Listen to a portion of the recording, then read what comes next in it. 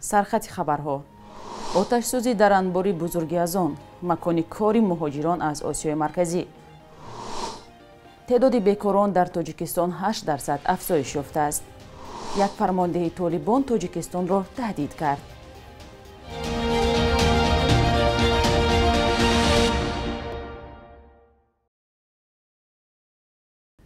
روز بخیر بیننده های گرامی، با امید خوشحالی شما نویدی بامدادی را از دوشنبه تقدیمتان میکنیم. امروز 4 آگوست است. بر اثر آتش سوزی در انبار بزرگ از آن در ناحیه استرای ولایت مسکو 1 نفر هلاک شده، بیشتر از 10 نفر دیگر جراحت برداشتند. سوختار دیروز چهارشنبه 3 آگوست رخ داده. میدان آتش سوزی بر اساس معلومات وزارت حالت‌های اضطراری روسیه 35000 متر مربع را فرا گرفته است. خبرگزاری ریاء نووستی از قبل خدمات اضطراری نوشته است سبب اصلی آتش سوزی کارناشایمی تجهیزات برقی بوده است. گفته می شود همه کارمندان که بیش از 1000 نفر را تشکیل می دهد کوچانیده شدند. در همین حال سفارت تاجیکستان در روسیه گفته است که فعلا در جای حادثه یک گروه از نمایندگان سفارت قرار دارند و آنها معاین می کنند که آیا در این حادثه یگان نفر از شهروندان تاجیکستان آسیب دیده است یا نه. ضمناً دیروز نوار سوختار در این انبار بزرگ در ولایت مسکو را یک مهاجر تاجیک که از داخل ثبت نموده است در شبکه‌های اجتماعی نشر کردند. او دقیقه‌های اول درباره حادثه رخ داده نقل کرده است. تعداد زیادی مهاجران کاری از آسیای مرکزی در انبار بزرگ استرای بازار از آن که سوختار سر زده است کار می‌کنند. با نوشته رسانه‌های افغانستان، یک فرمانده بلندپایه طالبان گفته است که نیروهای آنها توان آن را دارند که در یک هفته کشور تاجیکستان را تصرف کنند. جانب تاجیکستان تاکنون با گفته‌های این فرمانده طالبان واکنش نکرده است. روزنامه 8 صبح روز 2 آگوست با تکیه به منابع خود نوشت که ملا محمدجان حمزه، معاون فرمانده واحد نظامی عمری طالبان، این مطلب را روز سه‌شنبه در حضور وزیر امر به معروف و نهی از منکر طالبان که به ولایت تهار هم مرز با ولایت ختلان سفر داشت بیان کرده است. این فرمانده پشتون تبار طالبان که به نوشته 8 صبح با نام مولا جانو هم معروف است، به تاجیکستان هشدار داده و افزوده است در صورتی که این کشور دست از مداخله ها در امور داخلی نکشد و روسیه پشت تاجیکستان قرار نگیرد، این کشور را دوام یک هفته تصرف می کنند. در گذشته هم جانب تاجیکستان به هشدارهای طالبان واکنش نکرده بود، چون حکومت آنها را به رسمیت نمی‌شناسد و میان دو جانب رابطه‌های دیپلماتی وجود ندارد.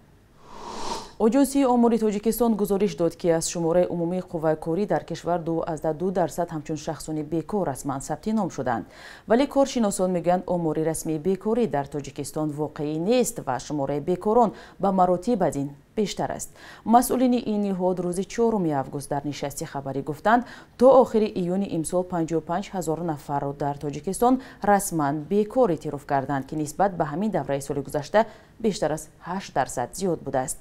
تقریبا 50% این افراد زنان بودند. بر اساس قانون‌های تاجیکستان در صورتی که کارجو خود را همچون بیکار در اداره شغل اهالی ثبت نام کند به مهلت 3 ماه از دولت کمک پولی میگیرد. ایدار کننده دولتی در پرونده اویله محمدوف در ناحیه جیهون از دادگاه درخواست کرده است که با محمد غیور خیبولویف و قیام‌الدین نصرالدینوف که هر دو در این کشتار گناهکار دانسته میشوند حکم ابد داده شود. خبرگزاری آزیا پلوس با تکیه به منبع خود نوشته است عدالت شرمت و زن قیام‌الدین نصرالدینوف که یکی از گمانبران دیگری قضیه دانسته می شود نیز گناهکار دانسته شده به 30 سال زندان محکوم کرده شود. جسد اهل‌دین محمدوف ساکن ناحیه جیهون را با 3 فرزندش با نشانه‌های ظاهراً ضربه کارد دوست صبح 12 ایون سال گذشته در منزل زیستش پیدا کرده بودند. همسر و یک پسرش در حالت بیهوشی در بیمارستان بستری شدند. بعداً از خانواده محمدوف ها همسرش لطافت عزیزووا و یک پسرش که زنده ماندند گمانبران را شناختند. برای اشتراک در جنگ اوکراین در ولایت‌های نوسیبیرسک، قرغان، ساراتوف و اولیانوفسک گروه‌های نوی اختیاری تشکیل کرده می شود.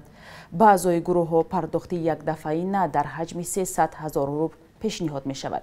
اینستیتوت آموزش جنگ گفته است شرایط پرداخت مبلغ به اختیاریان جنگ اوکراین در منطقه های روسیه دیگر می شود.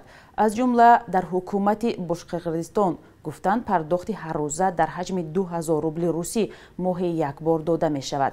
ҳамчунин ба аъзои ду гурӯҳ аз вилояти Саратов гуфтанд ки 150 000 рубли ваъдашударо танҳо пас аз 3 моҳи имзои қарордод хоҳанд гирифт.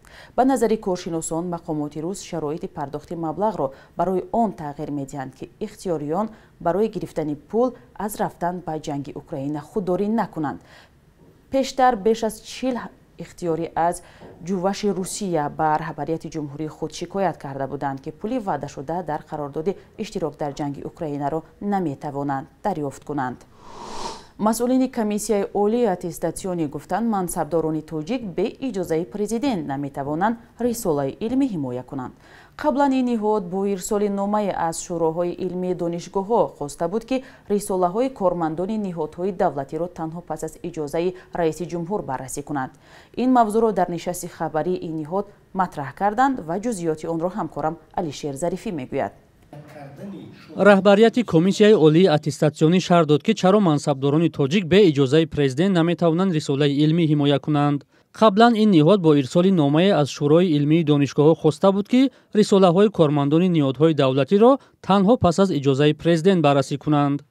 хизматчиёни давлатии мо масруфи кор ҳастанд, масруфи хизмат ҳастанд ва диссертатсия навиштан, кори илмӣ машғул шудан вақти зиёда талаб мекунад, заҳмати зиёдеро дар пушт дорад ва ҳам кори хизмати давлатӣ кардан ва ҳам кори илмӣ кардан ин мушкилота эҷод мекунад. вале дар ҳамин раванд мо комиссия эҳсос кард ки баъзан зиёдаравӣ, баъзан ҳолатҳои номатлуб ба чашм мерасад ва мо хостем ҳамин маън накардем, маън нашудааст, фақат ин ба низом дарояд. чунин расмиёт баъди он сурат гирифт ки пойгоҳи мустақили Дисернет чандин мансабдори тоҷикро ба плагиат ё рӯйбардор кардани осори олимони дигар муттаҳам кард, ҳарчанд баъзе аз онҳо иттиҳомро напазируфтанд. ҳимояи рисолаҳои илмии мансабдорон бо иҷозаи раисҷумҳур дар ҳоле сурат гирифт ки асардуздӣ миёни олимони тоҷик борҳо мавриди интиқодҳо қарор гирифтааст. дар комиссияи олии аттестатсионӣ гуфтанд дар 6 моҳи имсол 10 ҳолати асардуздиро сабт карданд, вале масъалае ки ҳоло онҳоро бештар нигарон кардааст дигар чиз аст. дигар чизе ки ба чашм мерасад бояд мо аз ин камбудӣ ҳарчи тезтар бояд халос шавем дар таъсис додани шӯроҳои диссертатсионӣ ҳамоно ана ҳамун ҳамшаҳрчигиву баъзан ҷумраҳошона ҷамъ кардан ба назар мерасад. ҳатто ман гӯям як шӯрои пешниҳод шуда буд ки 70% аъзои шӯрои диссертатсионӣ аз як ҷамоат аст. ман албатта намекушоям, лекин мутаассифона ҳамин раванд ба чашм мерасад. то 4 сол пеш пажӯҳишгарони тоҷик барои дарёфти унвони илмӣ маҷбур буданд қисми рисолаҳои худро бо тарҷумаи русӣ дар комиссияи олии аттестатсионии Русия ҳимоя кунанд. бо таъсис ёфтани комиссияи олии аттестатсионӣ дар кишвар олимон имкон пайдо намуданд ки рисолаҳояшонро барои арзёбӣ ба ин ниҳод пешниҳод кунанд. ҳоло як рӯзи таърих бахше аз фарогири муҳимтарин таҳаввулоти таърихии 4 августро тақдиматон мекунем.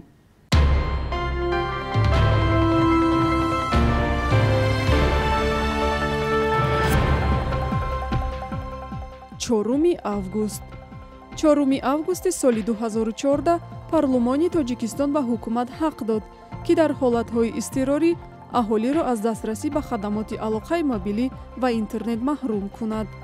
қароре ки мавриди интиқоди ҷомеаи шаҳрвандӣ ва ҳомиёни ҳуқуқ гардид, аз ҷониби ҳукумат ҳамчун амри зарурӣ ба хотири ҳифзи субот дастгирӣ шуд.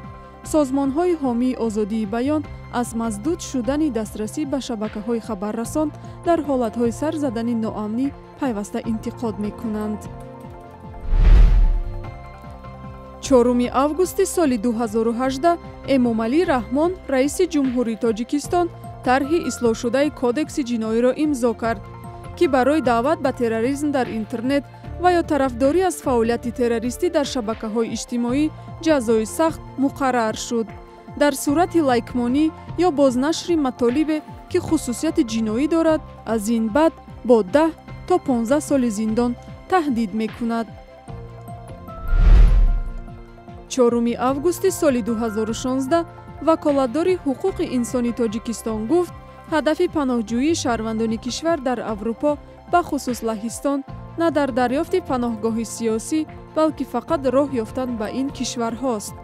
вале мақомоти Полша аз он пеш иддаои Зариф Ализодаро рад карда гуфтанд, ки садҳо паноҳҷӯи тоҷик бо фирор аз таъқибҳои сиёсӣ ва ба хотири дигарандешиву узвият дар ҳизбҳои дар Тоҷикистон мамнӯи сиёсӣ хостдори паноҳандагии Аврупо шуданд. бонки миллии Тоҷикистон қурби расмии асъор нисбат ба сомониро барои имрӯз чунин таъин кардааст.